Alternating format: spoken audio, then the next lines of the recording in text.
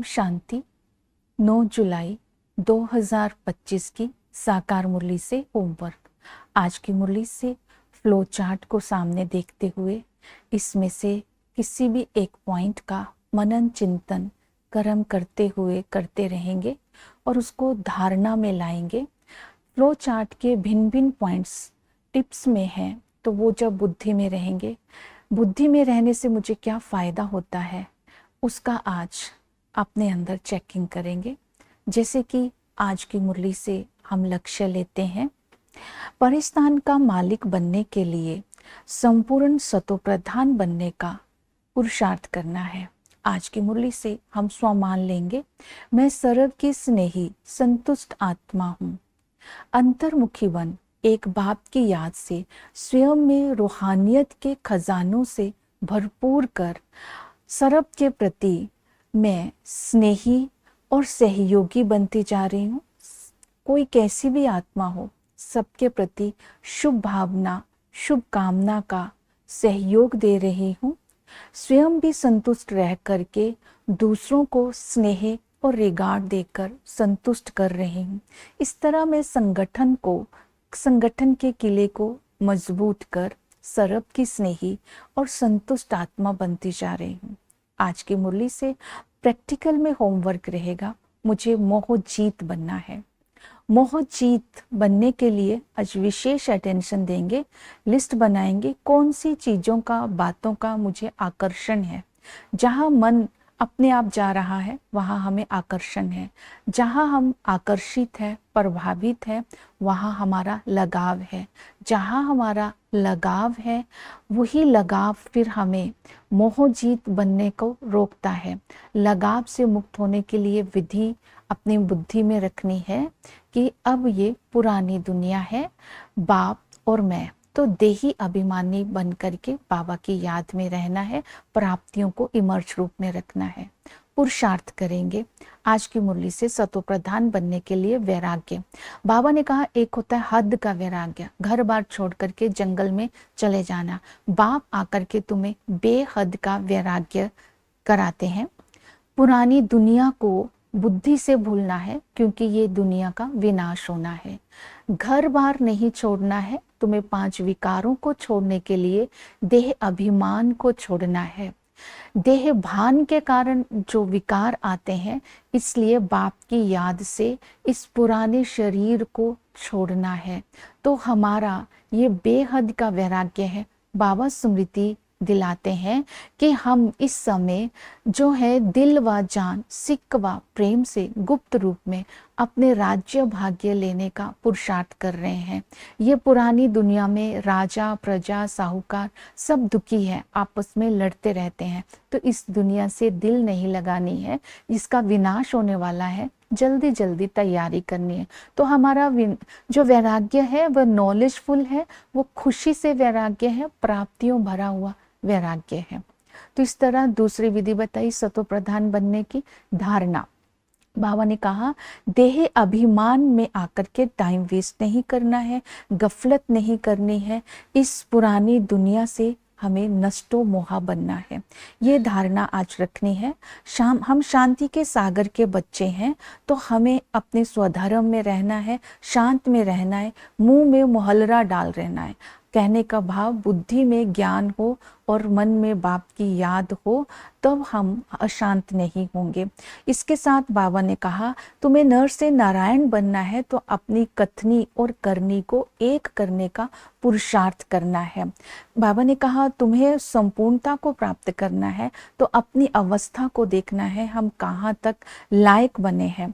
माया को दोष नहीं लगाना है, माया जीत बनने का पुरुषार्थ करना है, मोह जीत बनना है। फिर बाबा ने कहा तुम्हें संतुष्ट रहना है, दूसरों को संतुष्ट करना है। इसकी विधि बताई, स्नेह और रिगार्ड सबको देते रहना है। नेक्स्ट है सतोप्रधान बनने के लिए संपूर्ण निर्विकारी बनना है। बाबा ने कहा 21 जन्मों के लिए विश्राम पाने के लिए इस अंतिम जन्म में तुम्हें पावन जरूर बनना है। जब आत्मा पावन बन जाती है तो शरीर भी पावन मिलता है, तो आत्मा और शरीर दोनों ही वैल्यूएबल हो जाते हैं। आत्मा अगर संपूर्ण निर्विकारी है, पावन पावन है, तो इसका निशानी ये रहेगी, उसका हर कर्म योग युक्त होगा, युक्ति युक्त होगा। युक्ति युक्त का मतलब है समय संकल्प स्थान को देख करके वो अपना काम करेंगे जिससे विजय प्राप्त होंगे। यथार्थ होगा अर्थात एक्यूरेट हर कर्म होगा, क्योंकि योग युक्त रहेंगे तो युक्ति युक्त और एक्यूरेट कर्म तो स्वतः ही हो जाएगा।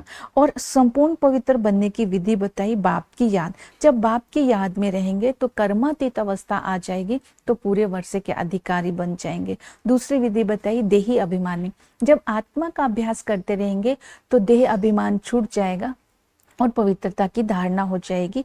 आत्मा ही 84 जन्म लेती है, आत्मा ही पुनर्जन्म लेती है, आत्मा में ही अच्छे और बुरे संस्कार होते हैं, आत्मा में ही धारणा होती है, आत्मा का स्वधर्म ही शांति है। तो इस तरह आत्मा का चिंतन करना है। तो आत्म अभिमानी बनने से आत्मा के शुद्ध संस्कार इमर्ज हो जाते हैं। पवित्रता के लिए अपने धर्म को और अपने जन्म को याद करना है। हमारा जो ब्राह्मण धर्म है, ब्रह्मा के द्वारा शिव बाबा हमें अलौकिक जन्म देते हैं। तो जो ब्रह्मा बाबा है वो ग्रेट ग्रेट ग्रैंडफादर है, हम उनकी बिरादरी है। शिव बाबा ने इनमें प्रवेश करके हमें रचा है, तो इस तरह हम शिव वंशी हैं। तो खानदानी संस्कार, हम ब्रह्मा के कुल के हैं, तो कुल के संस्कार हम ब्रह्मा कुमार कुमारी, इसी संस्कारों के आधार पर वर्षे के अधिकारी बनते हैं।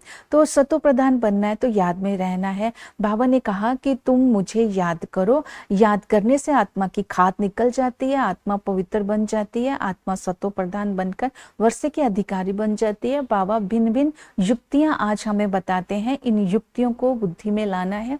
बाबा ने एक युक्ति बताई कि तुम्हें इस समय बाप, टीचर, सतगुरु तीनों मिला है, तुम्हें याद करने का ये चांस है। अगर बाप भूल जाता है तो टीचर को याद करो, टीचर भूल जाता है तो सतगुरु को याद करो। दूसरी विधि बताई कि अपने को आत्मा समझ करके बाप को याद करेंगे। जब हम आत्मा समझ करके बाप को याद करेंगे तो कोई देहधारी याद नहीं आएगा। तो जब बुद्धि में आत्मा है तो परमात्मा की याद सहज हो जाएगी। बुद्धि अपने आप बुद्धि में निश्चय होगा बाप का, तो दूर दूर परे चले जाएगी, अर्थात बाप को शांति धाम में याद कर सकती है। तीसरी विधि बताई कर्म योगी बन करके याद करो, जिससे निरंतर याद रहेगी। निरंतर याद करना अर्थात कर्म योगी बनने के लिए बोला हाथ कारडे दिल यारडे। बाबा ने बोला ऑफिस में कर्म करते समय भी अंदर चिंतन करते रहो कि मैं आत्मा हूँ, इस शरीर द्वारा कर्म कर रही हूँ, मैं आत्मा शिव बाबा को याद कर रही हूँ, मैं आत्मा पहले पवित्र थी, अब मैं पुरुषार्थ कर फिर से पवित्र बन रही हूँ। इस तरह मनन चिंतन में कर्म करते समय बिजी रहेंगे, बाबा की याद में रहेंगे तो कर्म योगी रहेंगे। तो संबंध के रूप से बाबा को याद करेंगे तो हम पालना को इमर्ज करेंगे संगम युग पर। पारलौकिक बाप अलौकिक पिता के द्वारा हमारी रचना रचते हैं, तो स्वर्ग के मालिक बने का वर्षा हमें मिलता है। वो वर्षे का आधार है कर्मातीत अवस्था। वो टीचर बन करके हमें राजयोग की पढ़ाई पढ़ाते हैं। ये पढ़ाई पढ़नी और पढ़ानी है, ये बहुत बड़ी पढ़ाई है। इस पढ़ाई से हम राजाओं का राजा बनते हैं। हमें ज्ञान रत्न बाबा देते हैं, ये ज्ञान रत्न से हम स्वर्ग का मालिक बनते हैं। इसी पढ़ाई से ही भविष्य की किंगडम की स्थापना होती है। तो बाबा ने कहा है कि तुम्हें किंगडम की स्थापना के लिए राजाई को में ऊंच पद पाने के लिए पढ़ाई अच्छी तरह पढ़नी है।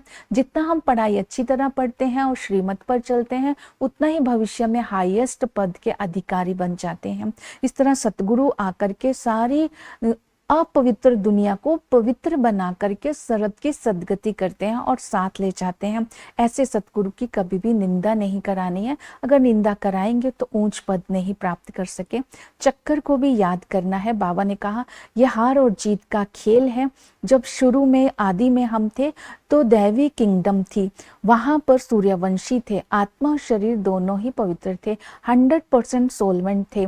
वहां तब जब थे वहां पूज्य थे, वाइसलेस थे। जैसे ही मध्य में आते हैं तो विशेष बनते हैं, पुजारी बनते हैं, अनेक धर्म हो जाते हैं, करोड़ों आत्माएं हो जाती हैं। तो जब हम मध्य में आते हैं तो बाबा ने कहा कि तुम तमो प्रधान बन जाते हैं। फिर अंत में बाबा आकर के हमें हसीन बनाते हैं। तो बाबा हमें स्मृति दिलाते हैं तुम ही सूर्यवंशी थे, तुम ही विश्व के मालिक थे। इन स्मृतियों को इमर्ज करते पुरुषोत्तम बनने का हम पुरुषार्थ करते हैं। बाबा ने कहा सेवा में बिजी रहना है। लक्ष्मी नारायण कैसे बनते हैं? परमात्मा सृष्टि का मालिक नहीं है, वो ब्रह्मांड का मालिक है। सूर्य चांद सितारों को देवता नहीं कहते हैं। हातम ताई के खेल का क्या रहस्य है, अल्लाह वल दिन के चिराग का क्या मतलब है, चक्र कैसे फिरता है, भारत श्रेष्ठाचारी कैसे बनता है, अविनाशी खंड क्यों कहा जाता है, परलय नहीं होती है, इन सब बातों का चिंतन करते हुए सेवा करेंगे तो इस तरह मन बुद्धि धारणा और सेवा में बिजी रहेगी तो सतो प्रधान बनते जाएंगे। ओम शांति।